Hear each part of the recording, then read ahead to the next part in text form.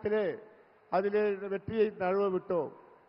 கடவுள் என்ன எழுதியிருக்கிறார் என்று சொன்னால், மோடிஜி ஐயா வந்தால்தான் நான் வெற்றி பெற முடியும் என்ற நிலைமையை இன்றைய தினம் பாரத பிரதமர் மோடிஜி அவர்கள் மூலமாக இன்று நிறுவனமாகி இருக்கிறது.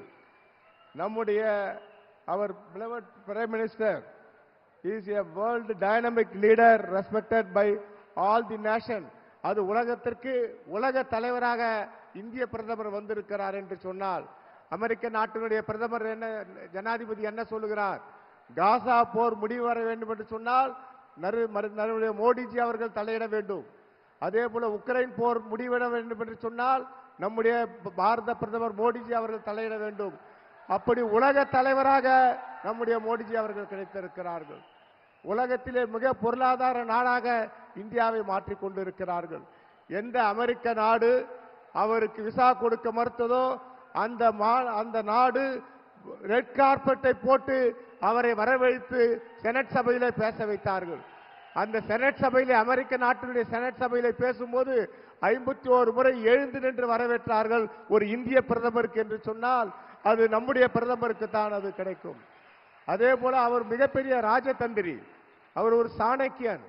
அந்த சாணக்கியன் 5 முறை அமெரிக்கா சென்றார்.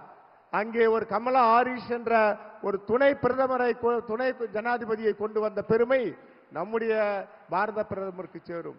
எந்த ஆங்கிலேயர்கள் இந்தியாவை ஆண்டார்களோ அந்த ஆங்கிலேயர் நாட்டை நாம் ஆளுகிறோம் என்று சொன்னால் அதற்கு ராஜதந்திரி நம்முடைய மோடிஜி அவர்கள்தான். முன்பெல்லாம் ஒரு பிரச்சனை வந்தால் உலக நாடுகளுக்கு அமெரிக்கா, ரஷ்யா வரும். ஆனால் நம்முடைய பாரத பிரதமர் கொரோனா காலத்திலே இந்திய மக்களுக்கு 2 தடுப்பூசிகளை கொடுத்து 3வது ஊசியும் கொடுத்தார்கள். இலவசமாக கொடுத்த ஒரே தலைவன் நம்முடைய மோடிஜி அவர்கள் தான். நம்மை மட்டும் அவர் காப்பாற்றவில்லை, நம்மை மட்டும் அவர் ரட்சிக்கவில்லை.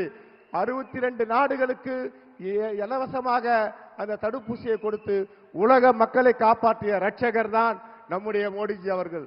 அப்படி ஒரு பெருமை வாய்ந்த நம்முடைய ராணுவ தளவாடங்கள், ஒரு AK-47 வேண்டும் என்றாலும் ஜெர்மன் போக வேண்டும், பிரான்ஸ் போக வேண்டும்.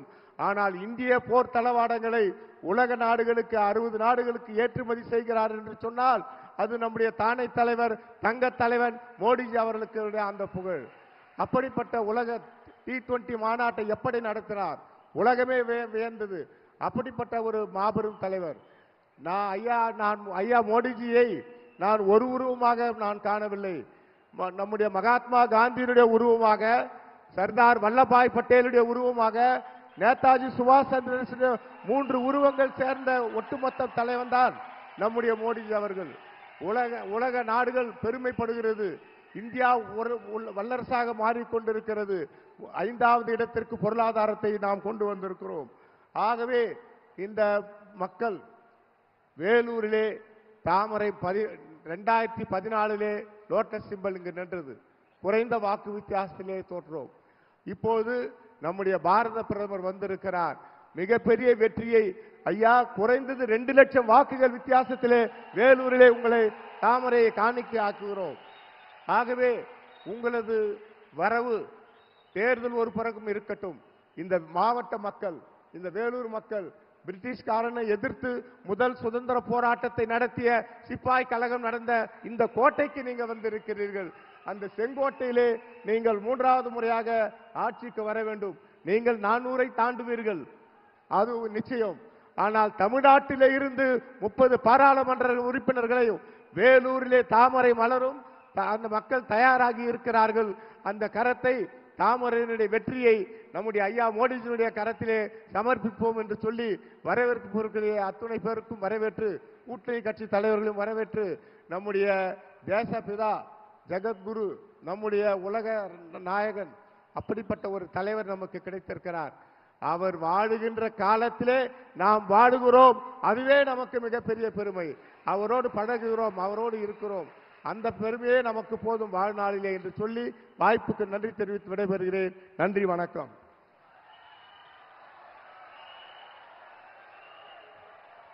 பெரியவர்களே, தாய்மார்களே, மிக ஆவலாக எதிர்பார்த்து கொண்டு இருக்கக்கூடிய நம்மளுடைய உலக தலைவர் ஸ்ரீ நரேந்திர மோடிஜி அவர்கள் உங்கள் மத்தியில் உரையாற்றுவார்கள்.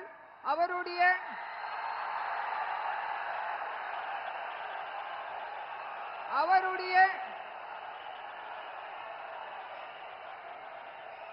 அவருடைய உரையை மாநில துணைத் தலைவர் ஸ்ரீ நரேந்திரன் அவர்கள் மொழிபெயர்ப்பார்கள். பாரத் மாதா கி ஜெய்.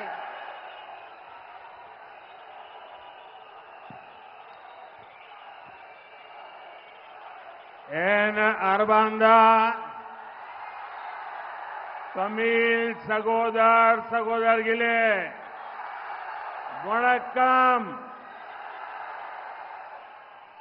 सबसे पहले तो मैं आप सबकी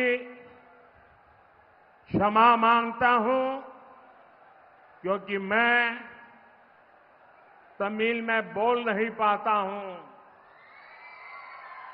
और इसके लिए आप सब मुझे क्षमा करेंगे।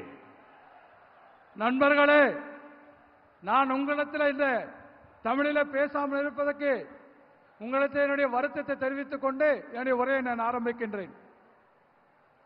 दूसरा, 14 अप्रैल को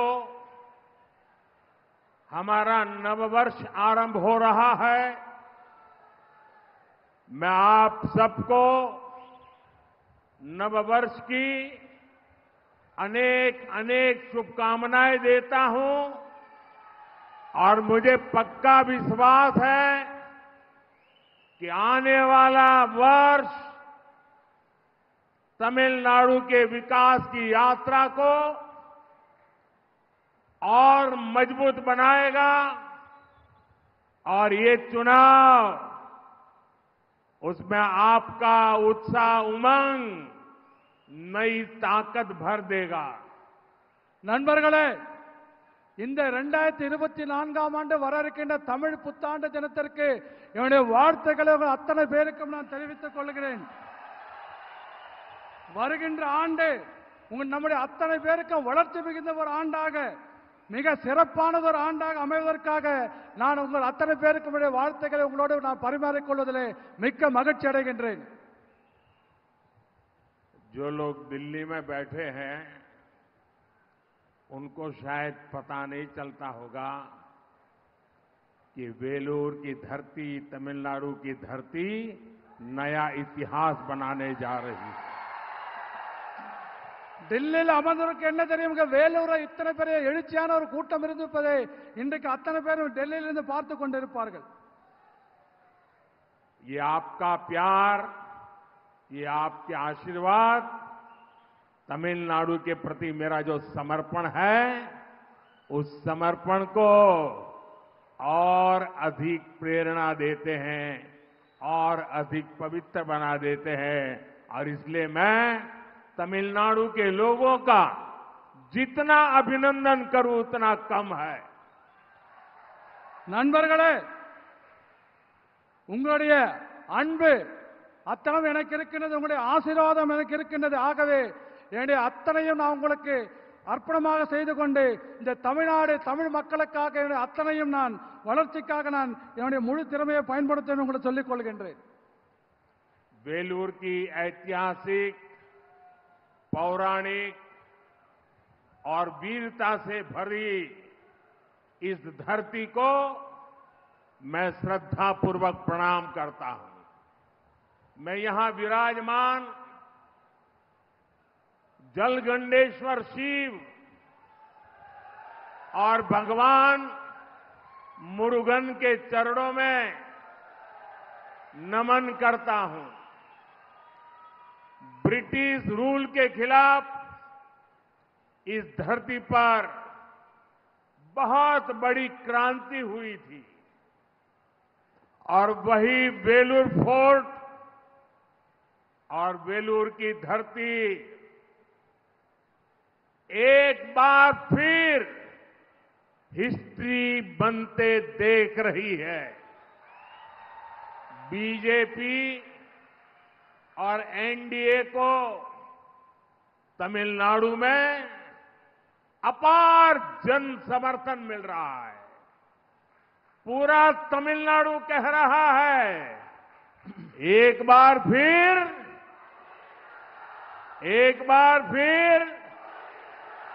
एक बार फिर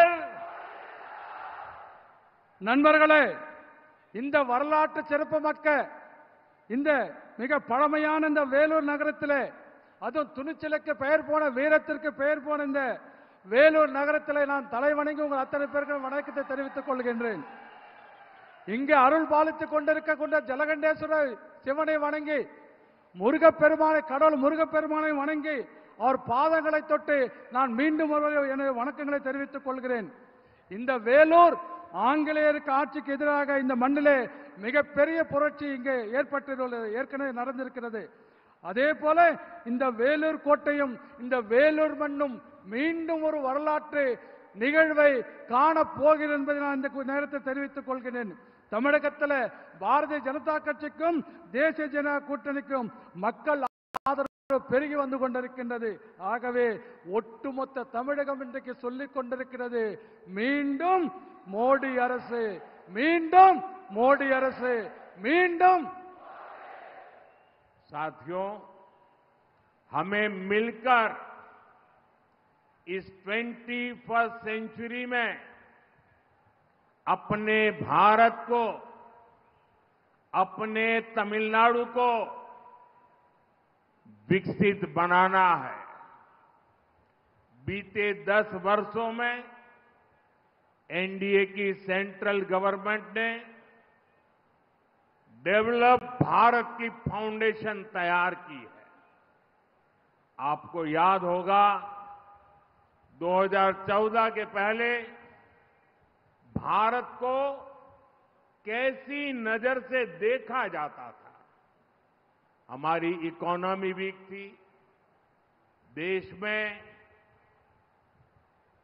बिग या स्मॉल डिसीजंस ही नहीं होते थे, केवल स्कैम्स की खबरें आती थी। जब भी अखबार खोलो स्कैम, जब भी नेता का नाम सुनो स्कैम। भारत के बारे में कहा जाता था कि भारत की इकोनॉमी कभी भी फेल हो सकती है, हिंदुस्तान इकोनॉमिकली डूब जाएगा, ऐसा कहा जाता था।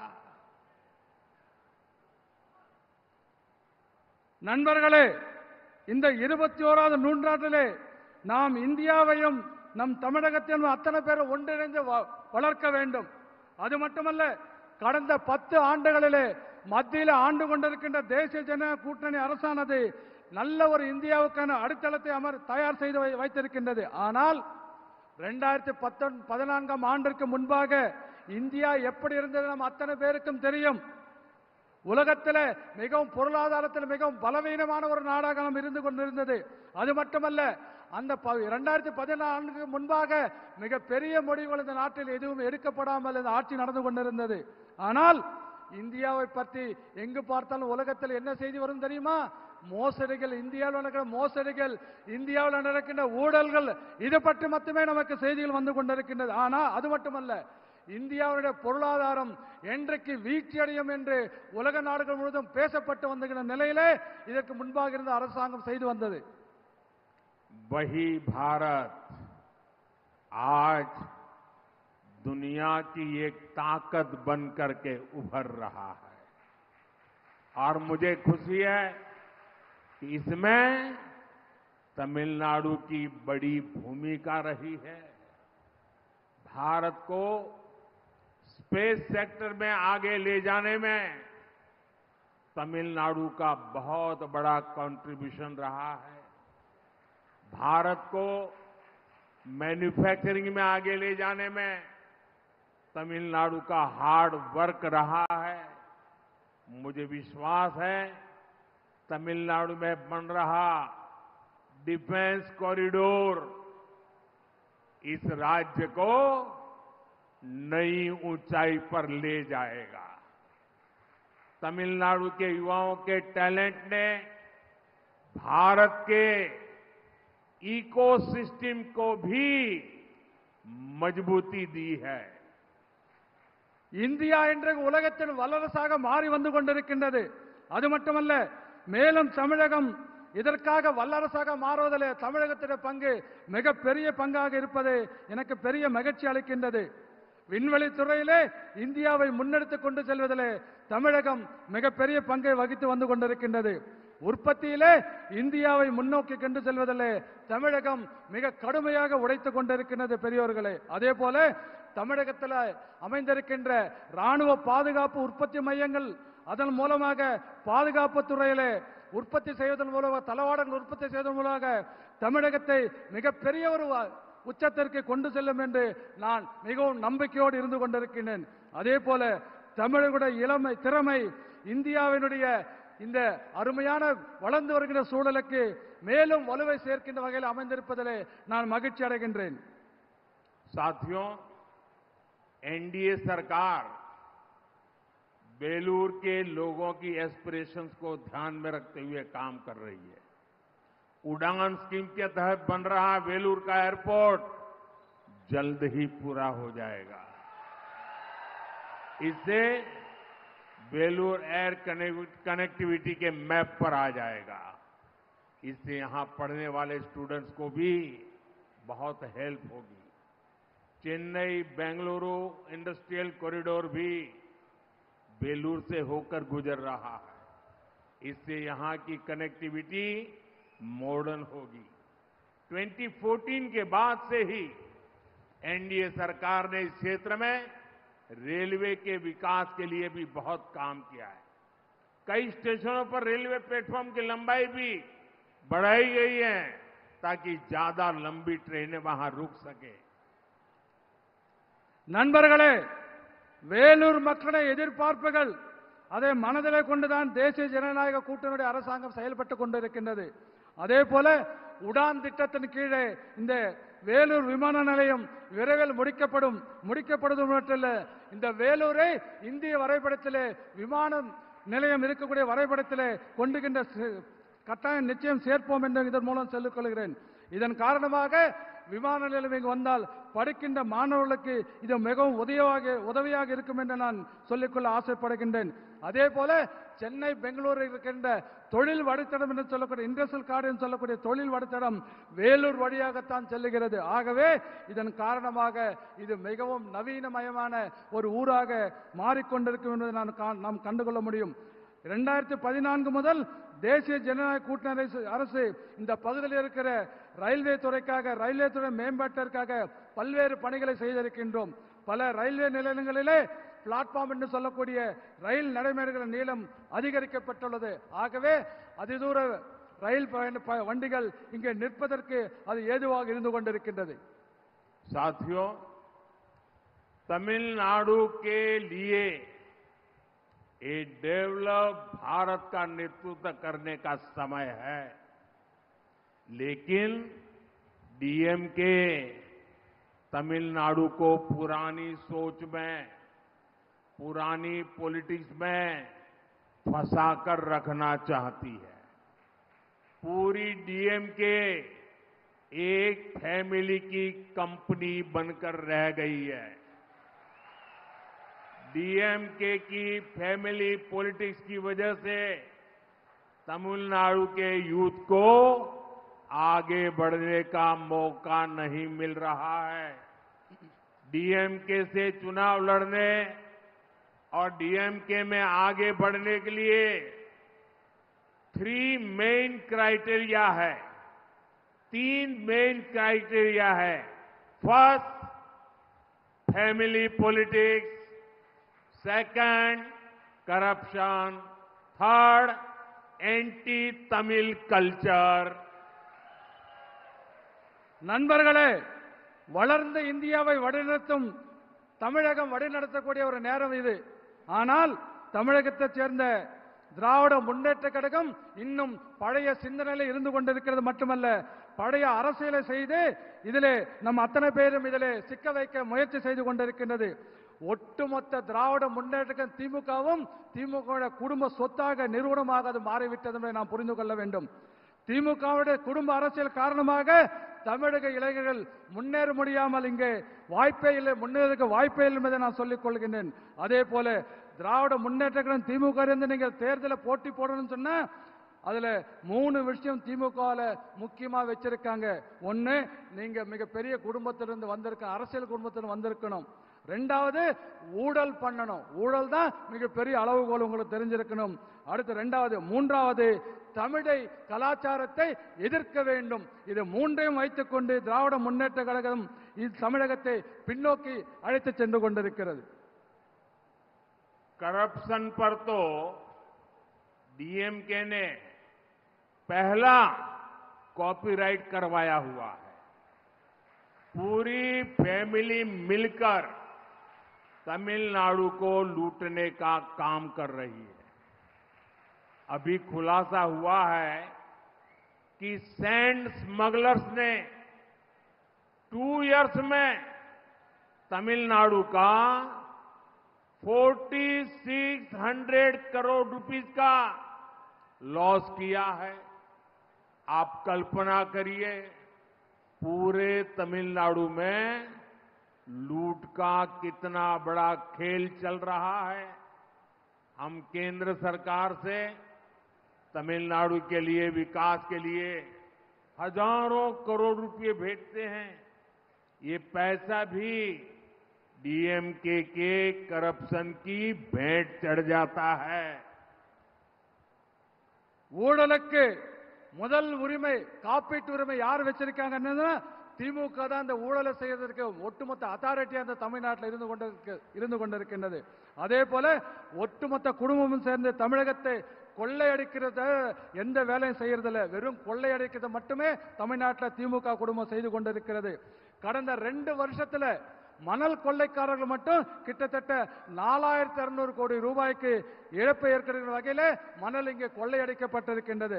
அப்படி பார்த்தா கொஞ்சம் கற்பனை பண்ணி பாருங்க, தமிழ்நாடு முழுவதும் எந்த அளவுக்கு இந்த கொள்ளையடிக்கின்ற விளையாட்டு சர்வ சாதாரணமாக நடந்து கொண்டிருப்பதை நாம கொஞ்சம் கற்பனை செய்து பார்க்க வேண்டும். அதே போல தமிழகத்துடைய வளர்ச்சிக்காக ஆயிரக்கணக்கான கோடி ரூபாய்களை மத்திய அரசாங்கத்தை நாம இங்க அனுப்பிச்சிட்டு இருக்கோம். ஆனா அதை திமுக தன்னுடைய ஊழலுக்காக பயன்படுத்திக் கொண்டு முழுவதுமாக ஊழல் செய்து அதை கழிவறம் செய்து கொண்டிருக்கின்றது. डीएमके ने तमिलनाडु और देश के भविष्य, हमारे छोटे छोटे बच्चों को नहीं छोड़ा है। स्कूल तक ड्रग्स कारोबार का शिकार हो गए हैं। इन ड्रग्स माफियाओं को किसका संरक्षण हासिल है? एनसीबी ने जिस ड्रग लॉर्ड को गिरफ्तार किया है, उसके संबंध किस फैमिली से है, ये पता चलना ही चाहिए। इस चुनाव में तमिलनाडु की जनता इन सब पापों का हिसाब करेगी। அது மட்டுமல்ல, தமிழகத்துடைய எதிர்காலம், நாட்டுடைய எதிர்காலம் இது மட்டும் பாழடிக்கவில்லை. சின்ன சின்ன குழந்தைகள், தமிழ்நாட்டுக்கு சின்ன குழந்தைகளை கூட திமுகவில் காப்பாற்ற முடியவில்லை. காரணம், பள்ளிக்கூடங்களில் இன்னைக்கு போதைப் பொருட்கள் மிக வியாபார கூடமாக இன்றைக்கு பள்ளிக்கூடங்களில் போதைப் பொருள் விற்கப்பட்டு வந்து கொண்டிருக்கின்றது. அது மட்டுமல்ல, இந்த போதை மாஃபியாக்கள், இந்த கும்பல், போதை கடத்துகின்ற கும்பல், இதுக்கு யார் பாதுகாப்பு கொடுக்கறாங்க, யாருடைய பாதுகாப்புல இருக்குன்னு தெரியுமா உங்களுக்கு? என்சிபியால கைது செய்யப்பட்ட இந்த போதைப் பொருள் கள்ளக்கடத்தல் தலைவன் எந்த குடும்பத்தோடு தொடர்பு இருக்கான்னு உங்களுக்கு தெரியுமா?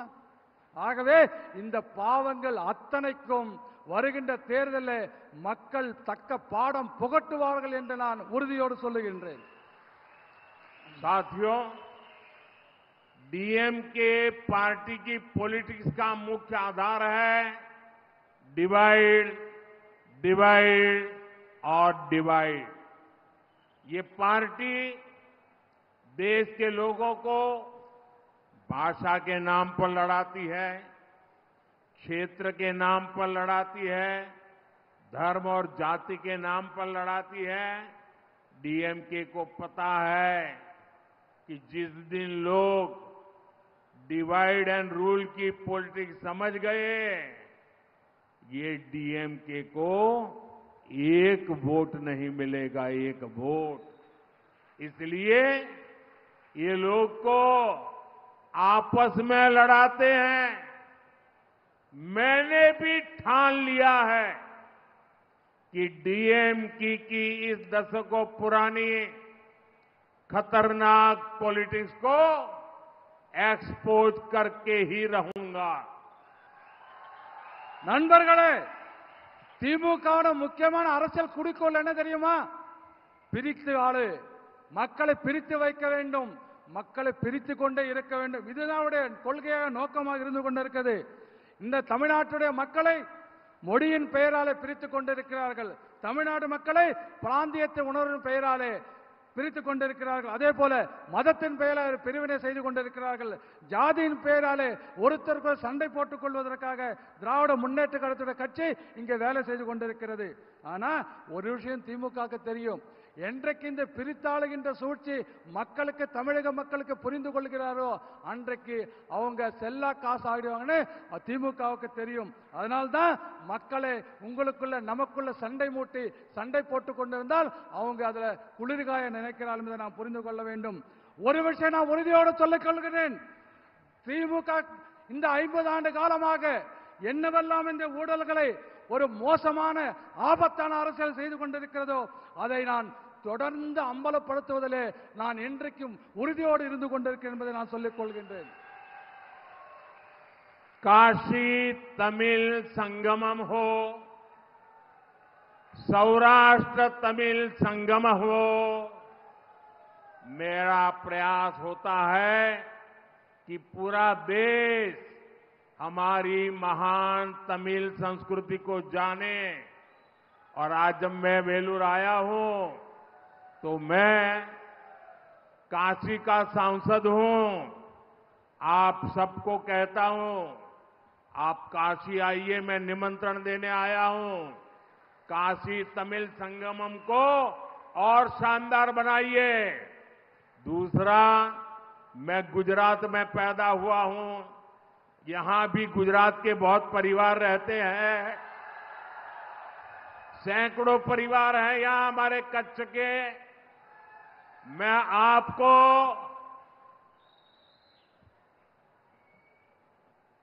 सौराष्ट्र तमिल संगम के लिए भी एक गुजराती के नाते निमंत्रण देता हूं। और जो यहां सौराष्ट्री तमिल है वो अपने गांव आए, अपनी कुलदेवता को दर्शन करे। ये हमेशा मेरा आपको निमंत्रण है।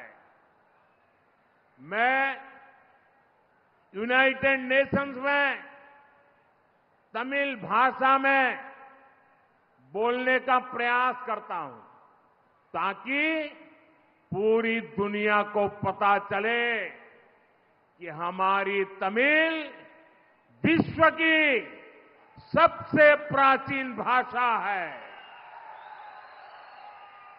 मेरे इन प्रयासों के बीच डीएमके की सच्चाई क्या है?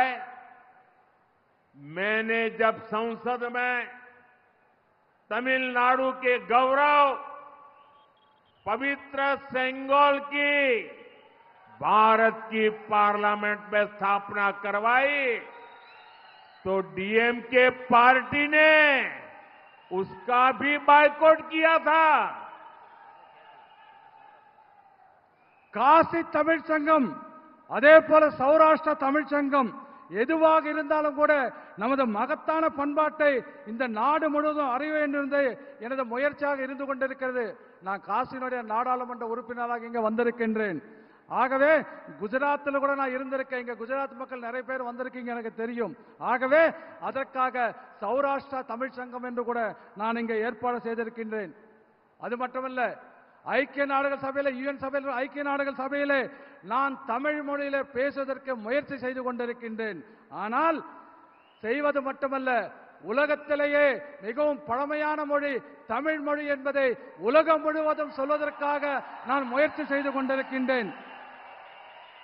ஆனால் என்னுடைய இந்த முயற்சிகளுக்கு திராவிட முன்னேற்ற கழகம் திமுக என்ன தெரியுமா, நிலைப்பாடு என்ன தெரியுமா?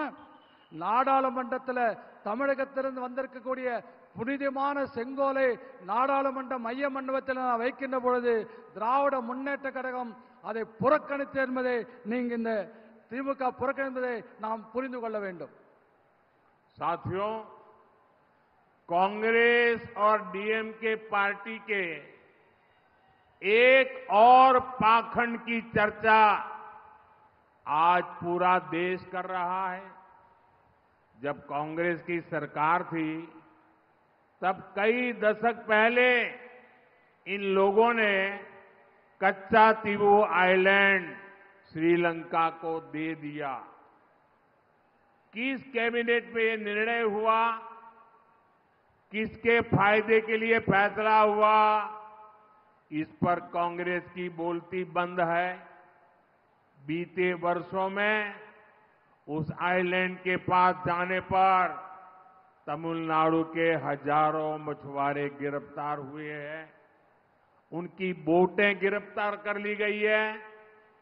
गिरफ्तारी पर कांग्रेस और डीएमके झूठी हमदर्दी दिखाते हैं, लेकिन ये लोग तमिलनाडु के लोगों को ये सच नहीं बताते कि कच्चा तीवू आइलैंड उन्होंने श्रीलंका को दे दिया और तमिलनाडु की जनता को अंधेरे में रखा था। एनडीए सरकार ऐसे मछुआरों को निरंतर रिहा कराकर वापस ला रही है। इतना ही नहीं, 5 मछुआरों को फांसी की सजा कर दी थी श्रीलंका ने। मैं उनको भी जिंदा वापस लौट के आया था। डीएमके कांग्रेस सिर्फ मछुआरों के ही नहीं बल्कि देश के भी गुनहगार है। நண்பர்களே, இன்று நாடு முழுவதும் காங்கிரஸ் திராவிட முன்னேற்ற திமுகவுடைய ஒரு போலியான முகம் என்று மக்களுக்கு புரிந்து விவாதித்துக் கொண்டிருக்கின்றது. காங்கிரஸ் ஆட்சியில் இருந்தபோது பல ஆண்டுகளுக்கு முன்பாக நம்முடைய கச்சத்தீவை இலங்கைக்கு இவர்கள் தாரை வார்த்து கொடுத்து விட்டார்கள். எந்த அமைச்சர்கள் இந்த முடிவெடுக்கப்பட்டது நமக்கு அத்தனை பேருக்கும் தெரியும். யாருடைய நலனுக்காக இது எடுக்கப்பட்டது மக்களுக்கு தெரியும். ஆனால் இதை சொல்லாமல் காங்கிரஸ் கட்சி இன்றைக்கு மௌனம் சாதித்துக் கொண்டிருக்கின்றது. அது மட்டுமல்ல, பல ஆண்டு காலமாக தமிழகத்தைச் சேர்ந்த ஆயிரக்கணக்கான மீனவர்கள் அந்த தீவுக்கு அருகே சென்றால் கைது செய்யப்பட்டுக் கொண்டிருக்கிறார்கள். காங்கிரசும் திராவிட முன்னேற்ற கழகம் திமுகவும் இவர்கள் மீது ஒரு பொய்யான அனுதாபத்தை மட்டுமே காட்டிக் கொண்டிருக்கின்றது. ஆனால் கச்சத்தீவு இலங்கைக்கு நாங்கள் தான் கொடுத்தோம் என்ற உண்மை அவர்கள் மக்களுக்கு சொல்வதே இல்லை. இத்தகைய மீனவர்களை கடந்த 10 ஆண்டு காலமாக பல்வேறு முறையிலே தேசிய ஜனநாயக கூட்டணி அரசாங்கம் அவர்களை விடுவித்துக் கொண்டிருக்கின்றோம். அது மட்டுமல்ல, 5 பேர் தூக்கு தண்டனை பெற்ற 5 பேர் தமிழக மீனவர்களை நான் பொறுப்பேற்றுக் கொண்ட பிறகு இலங்கையில் இருந்து அவர்களுக்கு தண்டனை ரத்து செய்து அழைத்து நான் இங்கு வந்திருக்கிறேன் என்பதும் நீங்கள் புரிந்து கொள்ள வேண்டும். அது ஆகவே திமுகவும் காங்கிரசும் மீனவர்களுக்கு மட்டுமல்ல இந்த தமிழ்நாட்டிற்கு துரோகம் செய்தவர்கள் என்பதை நாம் புரிந்து கொள்ள வேண்டும். साथियों, मेरे मन में बेलूर के लिए हमेशा से एक विशेष श्रद्धा रही है। जब मैं गुजरात का सीएम था तब भी मैं श्रीपुरम नारायणी मंदिर यानी गोल्डन टेम्पल आया था। तमिलनाडु तो शक्ति की उपासना करने वाले लोगों की धरती है, लेकिन इंडी अलायंस के लोग इसी शक्ति का भी अपमान करते हैं। आपको याद होगा कांग्रेस के युवराज ने क्या कहा है, हिंदू धर्म में जो शक्ति है वो उस शक्ति का विनाश करेंगे। यही मानसिकता डीएमके की भी है। ये लोग एक सनातन के विनाश की बात करते हैं, राम मंदिर का बहिष्कार करते हैं। நண்பர்களே, வேலூர் மீது எனக்கு எப்போதும் ஒரு தனியான ஒரு மரியாதை இருந்து கொண்டிருக்கிறது.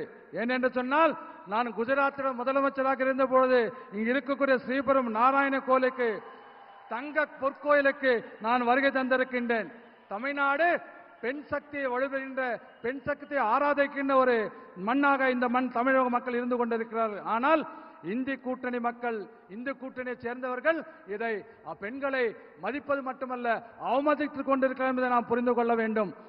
இந்து மதத்தில் இருக்கின்ற பெண் சக்தியை நான் அழிப்பேன் என்று இந்த காங்கிரஸ் கட்சியோட இளவரசர் ராகுல் காந்தி இந்து தர்மத்தை அழிப்பேன், இந்த சக்தியை அழிப்பேன் என்று சொன்னது உங்கள் அத்தனை பேருக்கும் நினைவிருக்கலாம். திமுக மட்டும் ஒன்றும் சரியில்லை, திமுகவுக்கும் அதே மனநிலை தான் உங்களுக்கு. சனாதனத்தை அழிப்பேன் ஒருத்தன் பேசுறான், அதே போல ராமர் கோயிலை புறக்கணிப்போம் என்று அவர்கள் பேசிக் கொண்டிருக்கிறார்கள். डीएमके और इंडी गठबंधन महिलाओं के अपमान में भी पीछे नहीं है। इन्होंने अम्मा जयललिता के साथ कितना गलत व्यवहार किया था, आज भी डीएमके नेता महिलाओं के अपमान में कैसी कैसी भाषा बोलते हैं, ये तो यही वेलूर के लोगों ने ही देखा है। बीजेपी को, एनडीओ को दिया आपका आशीर्वाद सनातन शक्ति की रक्षा करेगा और महिलाओं का सम्मान भी बढ़ाएगा।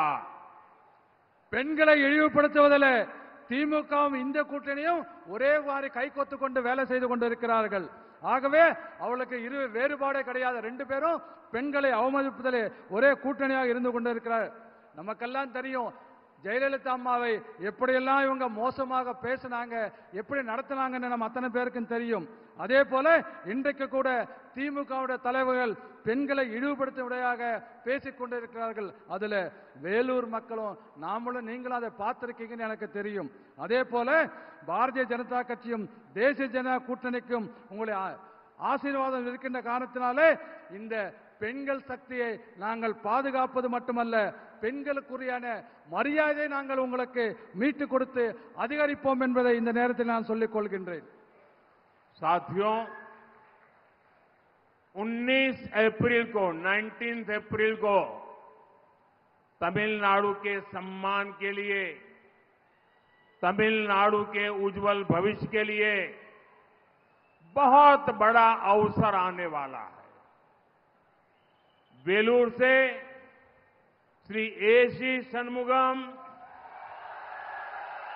धर्मपुरी से श्रीमती सौम्या अम्बुमणि, कृष्णागिरी से श्री श्री नरसिम्हन, अरक्कोणम से श्री के बालू, तिरुवन्नामलाई से श्री ए अश्वत्थामन और आरडी से श्री ए गणेश कुमार, ये आपके सपनों और आकांक्षाओं के लिए काम करेंगे। 19 अप्रैल को एनडीए के पक्ष में आपका एक एक वोट तमिलनाडु के भविष्य की गारंटी बनेगा। इदो मोदी इन गारंटी।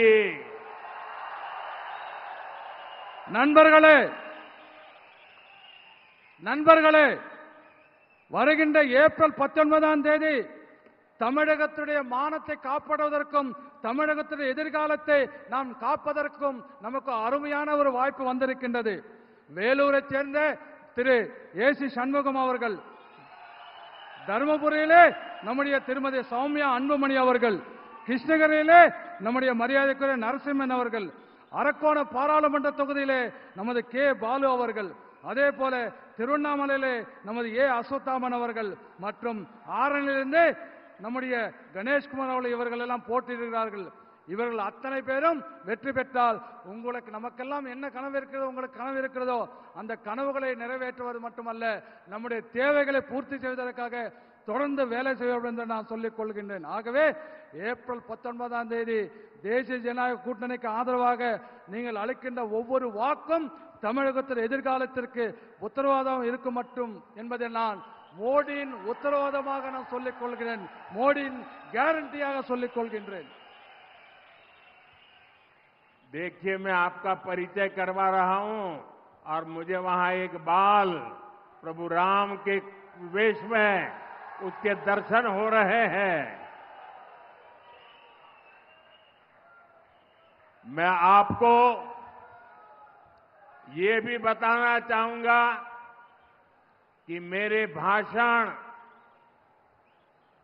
मैंने पहले भी कहा था, मैं तमिल बोल नहीं पाता हूं, लेकिन मैं आपके साथ जीना चाहता हूं। मेरे दिल में आपको रखना चाहता हूं। आपके दिल में मैं हमेशा रहना चाहता हूं। और इसलिए मेरे भाषण अब तमिल भाषा में भी ऑनलाइन उपलब्ध होते हैं। आप सोशल मीडिया एक्स पर नमो इन तमिल, NAMO, नमो इन तमिल को फॉलो करिए। आप मुझे तमिल भाषा में सुन पाएंगे। ये टेक्नोलॉजी का मैं उपयोग कर रहा हूं। और मेरा एक आपसे प्रार्थना है, मैं आज वेलूर आया हूं, मेरी आपसे प्रार्थना है कि आप घर घर जाइए और हर परिवार में जाकर के बताना कि अपने मोदी जी वेलूर आए थे और मोदी जी ने आपको वणक्कम भेजा है। मेरा वणक्कम पहुंचाइए। நண்பர்களே, உங்களுடைய மகிழ்ச்சியெல்லாம் பார்க்கின்ற பொழுது எனக்கு மிகப்பெரிய நம்பிக்கை வந்திருக்கின்றது. இப்பொழுது என்னுடைய உரைகள் எல்லாம் இப்பொழுது உங்களுக்கு ஆன்லைன்ல தமிழ் மொழியில் உங்களுக்கு கிடைக்கிறது என்பதை இந்த நேரத்தில் நான் சொல்ல விருப்பப்படுகின்றேன். சமூக ஊடகங்களில் இருக்கின்ற எக்ஸ் வலைத்தளத்திலே நமோ இன் தமிழ், NAMO, நமோ இன் தமிழ் என்ற அந்த இணைப்பை நீங்கள் பின்தொடர்ந்தால் தமிழ் நீங்கள் நான் பேசுவதெல்லாம் தமிழில் கூட கேட்க முடியும். தகவல் தொழில்நுட்பத்தை தமிழை வளர்ப்பதற்கு நான் இப்படியாக நான் பயன்படுத்திக் கொண்டிருக்கிறேன். அது மட்டுமல்ல, நான் வேலூருக்கு வந்திருக்கின்றேன். இதை அத்தனை வீடு வீடாக செல்லுங்கள். வேலூர் பாராளுமன்றத்திலே அத்தனை மக்களுக்கும் சொல்லுங்கள், மோடி வேலூருக்கு வந்திருந்தார், அவருடைய வணக்கங்களை தெரிவித்தார், அவருடைய வாழ்த்துக்களை தெரிவித்தார் என்று ஒவ்வொரு வீடாக சென்று நீங்கள் இந்த என்னுடைய வேண்டுகோளையும் என்னுடைய வாழ்த்துக்களையும் சொல்ல வேண்டும் என்று உங்களை கேட்டுக்கொள்கிறேன். आप सबका इतनी बड़ी विशाल संख्या में हमें आशीर्वाद देने के लिए आए, मैं आपका हृदय से बहुत बहुत धन्यवाद करता हूं। वणक्कम। பெரியோர்களே, இவ்வளவு பெரிய ஒரு கூட்டத்திலே எனக்கு ஆசி வழங்குவதற்காக, எனக்கு ஆதரவு கொடுப்பதற்காக இத்தனை பெரிய கூட்டம் வந்திருக்க உங்கள் அத்தனை பேருக்கும் என்னுடைய நன்றியை, மனமார்ந்த நன்றியை தெரிவித்துக் கொண்டு உங்கள் அத்தனை பேருக்கும் என்னுடைய வணக்கங்களை தெரிவித்துக் கொள்கிறேன். நன்றி, வணக்கம். भारत माता की। पूरी ताकत से बोलिए, भारत माता की। எல்லாரும் ரெண்டு கையெழுத்து. பாரத் भारत माता की ஜெய். भारत